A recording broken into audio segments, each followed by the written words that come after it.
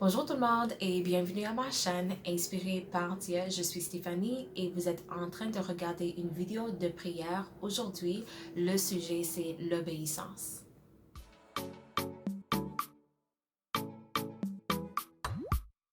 J'ai beaucoup de versets pour présenter aujourd'hui, donc j'aimerais commencer tout de suite.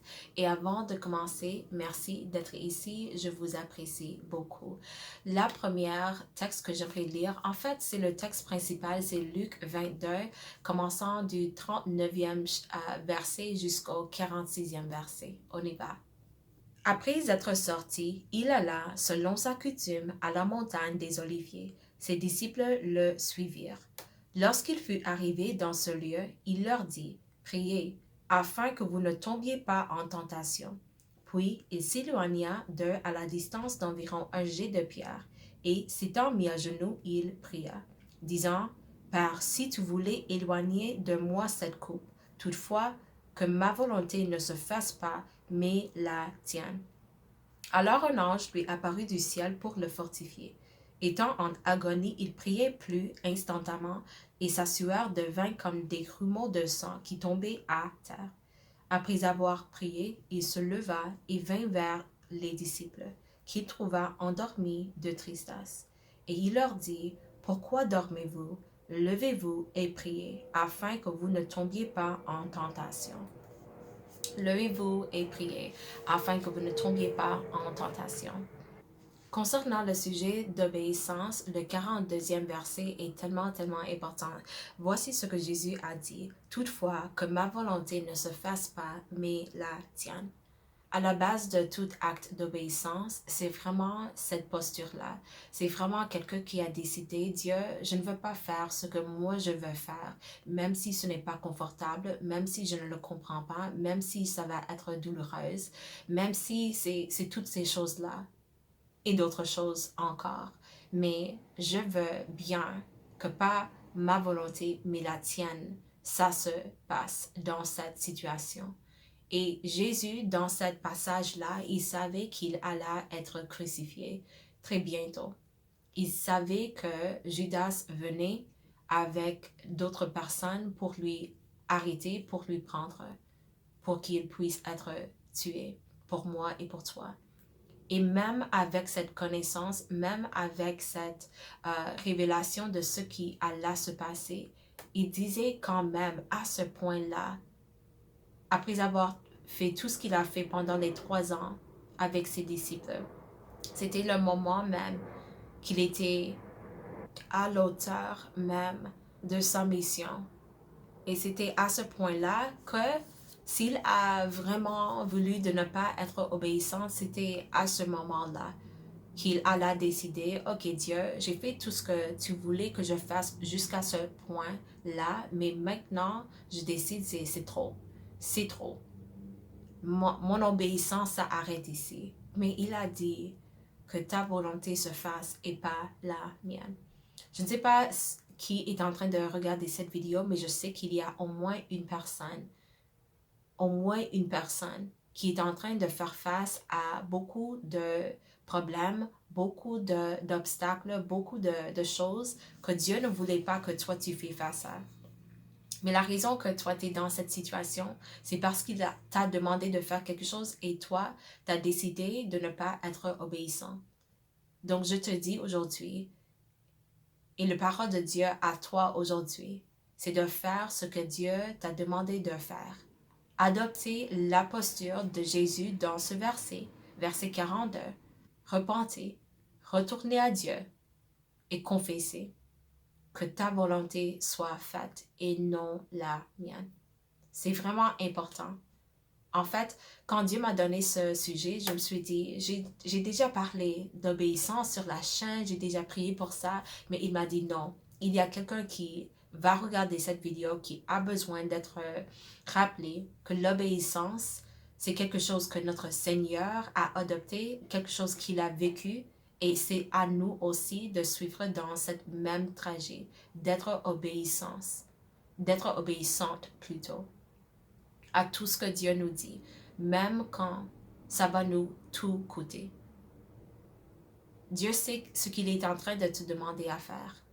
et il te demande à le faire pour que toi, tu puisses être utilisé comme tu as dit que tu voulais être utilisé. Donc, retourne vers lui et fais ce qu'il t'a demandé de faire.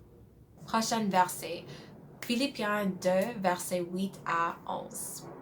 Il, Christ, s'est humilié lui-même, se rendant obéissant jusqu'à la mort, même jusqu'à la mort de la croix. C'est pourquoi aussi Dieu l'a souverainement élevé et lui a donné le nom qui est au-dessus de tout nom, afin qu'au nom de Jésus, tout genou fléchisse dans les cieux, sur la terre et sous la terre. Encore une fois, afin qu'au nom de Jésus, tout genou fléchisse dans les cieux, sur la terre et sous la terre, et que toute langue confesse que Jésus-Christ est Seigneur à la gloire de Dieu le Père. Amen. Amen. Voici ce que Jésus a reçu du Père après avoir été obéissant jusqu'à la mort du Christ, sur la croix plutôt. Il y a une récompense pour tous ceux qui sont obéissants à Dieu. Jésus a déjà fait ce qu'il a dû faire. Maintenant, c'est moi et toi qui sommes vivants. Maintenant, c'est moi et toi qui sommes en train de recevoir les instructions, la révélation, les directives de Dieu. Et c'est à nous-mêmes de prendre notre croix. C'est peut-être pas une crucifixion. Peut-être c'est quelque chose d'autre, mais il y a quelque chose que Dieu nous demande à faire. Et c'est important. Je ne sais pas si j'ai choisi de mettre ce verset dans mes notes, mais il y a aussi un verset, si ce n'est pas dans mes notes, je le mettrai sur l'écran à ce point-ci. Mais il y a un autre verset qui dit, à cause du péché d'Adam, le deuxième Adam, Christ, est venu et au lieu de la malédiction qu'a apporté cette action de Adam, nous sommes en train d'être bénis par l'acte d'obéissance du deuxième Adam. Nous avons été libérés à cause de l'obéissance du deuxième Adam. Notre obéissance, c'est jamais juste pour moi et pour toi. C'est toujours pour les personnes qui sont autour de moi, autour de toi. L'obéissance, je sais que parfois nous sommes en train de penser ce n'est pas aussi important que ça. Oui, Dieu m'a demandé de commencer de faire du travail bénévole, mais j'ai pas le temps. Oui, je sais que Dieu m'a demandé d'aller parler avec cette tante-là et de restaurer une relation avec elle, mais c'est pas aussi important que ça. Mais c'est aussi important que ça. C'est aussi important que ça, qu'on reçoit la directive de Dieu et qu'on le suit.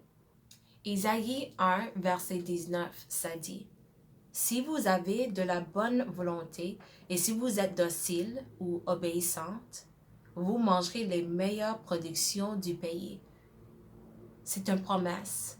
C'est quelque chose que Dieu nous dit. Si toi tu fais ça, tu vas recevoir ça. C'est simple. Ce sont des principes divins. Ils ne sont pas capables d'être changés. Si Dieu nous a dit, si toi tu as la bonne volonté, si toi tu es obéissante, si toi tu es docile comme un agneau, et moi comme celui qui te gère et qui te guide en toutes choses, et que tu reçois ce que je suis en train de dire à toi, et que tu vas le faire, tu vas avoir accès à la plus bonne production du pays, puisque tu m'as obéi, puisque tu avais une posture humiliée devant moi, et pas égoïste. Tu pensais pas que tu étais plus intelligente que moi, Dieu. Oui, je sais que tu es intelligent, mais tu n'es pas plus intelligente que Dieu. Il sait pourquoi il te demande à faire ce qu'il te demande. Et finalement, j'ai 2 versets à lire en hébreu. Hébreux 5, versets 8 à 9. Bien qu'il fût fils, il a appris l'obéissance par les choses qu'il a souffertes, et qui, après avoir été élevé à la perfection, est devenu pour tous ceux qui lui obéissent l'auteur d'un salut éternel. Aujourd'hui, j'ai présenté des versets qui ont souligné un acte d'obéissance de Jésus, mais qui a l'impact qui a eu un impact sur toute l'histoire de l'humanité. Je sais, parfois, nous pensons que nous ne sommes pas aussi significantes que ça. Mais je te jure que si Dieu nous demande à faire quelque chose, même si c'est très très difficile, c'est dur, ça va être une challenge, Dieu est capable d'utiliser un seul acte d'obéissance pour changer toute une nation, pour changer toute une famille, pour changer toute une vie, que peut-être les personnes regardaient en pensant c'est pas possible que cette personne-là reçoit le salut. Mais à travers toi et ton acte d'obéissance, c'est possible que Dieu ait la gloire même dans cette situation. Je vous encourage aujourd'hui d'être dans une place d'obéissance, d'avoir le même cerveau, le même cœur, le même pensée et posture qu'a pris Jésus. Même dans un moment, juste avant qu'il savait, les personnes vont venir me tuer. Et même à ce point-là, il disait, pas ma volonté, mais la tienne, soit faite dans ma vie. Que ça soit notre prière, aujourd'hui et pour toujours. Père, tu es digne de toute louange, et à toi nous te louons. Tu es digne de toute louange, mon Père. Dieu, dans le nom puissant, merveilleux, miraculeuse de Jésus, je retourne vers toi avec un sujet que nous avons couvert au moins une fois sur cette chaîne. Mais toi, tu veux nous rappeler que l'obéissance n'est pas juste quelque chose qu'on peut choisir, c'est quelque chose qu'on devrait choisir. C'est quelque chose qui est béni selon la parole de Dieu. Si nous avons la bonne volonté, si nous sommes dociles et obéissants, nous allons manger la plus bonne production du pays. C'est ça la promesse de Dieu. Et nous savons déjà que si toi tu l'as dit, ça va être fait selon ta caractère, selon ta fidélité. C'est pas capable que toi tu dis quelque chose et que ça ne fasse pas. Donc nous savons, même notre Seigneur, qui a été fils, mais qui s'est humilié pour accepter ta volonté au lieu de le sien. Donne-nous un cœur comme Jésus. Donne-nous une posture comme Jésus. Nous voulons être dans la bonne place de ta volonté, dans la bonne place de dans une bonne place, en train de t'obéir en toutes choses. Et pour la personne ou les personnes qui sont en train de vraiment prendre leur temps pour t'obéir, parle à eux. Chuchoter à leur cœur aujourd'hui pour qu'ils savent.